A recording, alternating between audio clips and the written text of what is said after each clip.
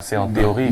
Nous allons poser notre préoccupation à Pierre Bleriot-Niémec pour évoluer dans le débat. Lorsque nous parlons du maintien de la paix, l'aspect électoral n'est-il pas essentiel dans un pays?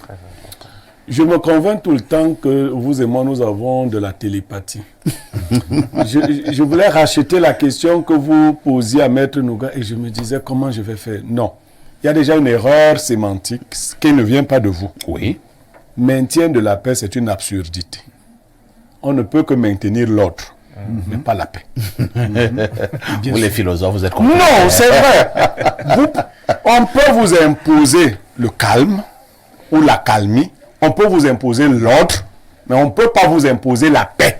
Si on va vraiment en profondeur. La paix, on peut être dans l'autre, mais toutefois, ce n'est forcément pas la paix. La paix est un sentiment. C'est ce que les gens ont omis. La paix est un sentiment. Si vous trouvez les gens calmes après une grosse bagarre, vous croirez qu'ils sont en paix. C'est pas ça. Il y a juste de l'ordre. Il y a de l'ordre. C'est-à-dire, vous entrez chez vous, vous trouvez une terrible bagarre, vous mettez de l'ordre. Quand quelqu'un d'autre entre, il trouve les gens, chacun aussi. Mais est-ce qu'il y a la paix? Vous pensez qu'il y a la paix? Ce qu'il y a là, c'est l'ordre. Ce n'est pas la paix. On ne maintient donc pas la paix.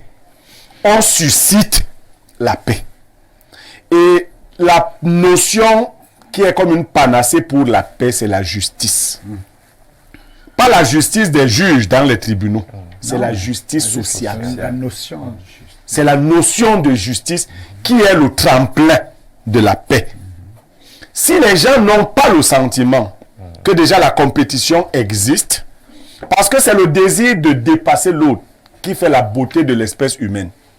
Oui, même si nous ne l'intégrons pas, c'est comme ça que nous avons été. C'est une question de paradigme. Nous sommes des êtres de compétition. Quand nous nous élevons, nous commençons à compétir avec nous-mêmes. Ça, c'est un niveau d'élévation. Vous voulez vous dépasser vous-même. Parce que si vous n'avez pas le désir de vous dépasser vous-même, vous êtes dans un être apathique. C'est-à-dire, c'est ce qu'on appelle vulgairement les fainéants. Mais lorsque les règles de la compétition ne garantissent plus la victoire des meilleurs ou des plus forts, ceux qui sentent que ces règles sont dévoyées s'attaquent aux règles. Première chose. Deuxième chose, pour l'Afrique, c'est la manière dont les États sont nés en Afrique qui est la source de la guerre. C'est une mauvaise naissance. La naissance a été tellement mauvaise qu'elle ne peut que générer... C'était des accouchements difficiles. Extrêmement difficiles.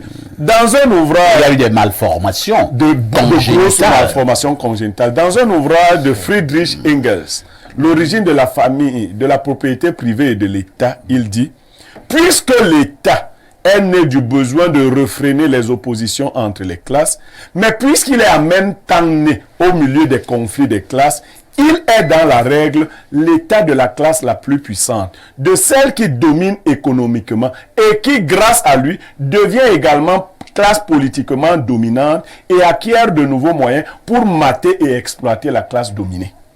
Engels dit en clair que la forme d'état que nous avons, c'est des états prédateurs.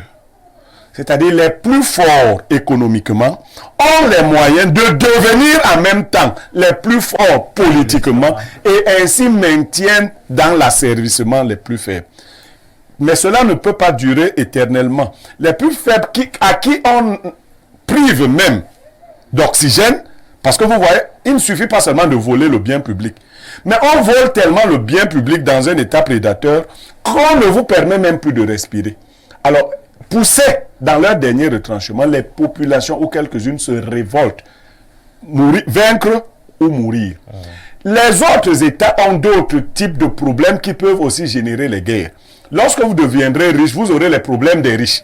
Pour le moment, nous sommes pauvres, nous avons les problèmes des pauvres et les pauvres demandent que le pain soit bien distribué. Merci beaucoup, Pierre Bleriot-Niémec.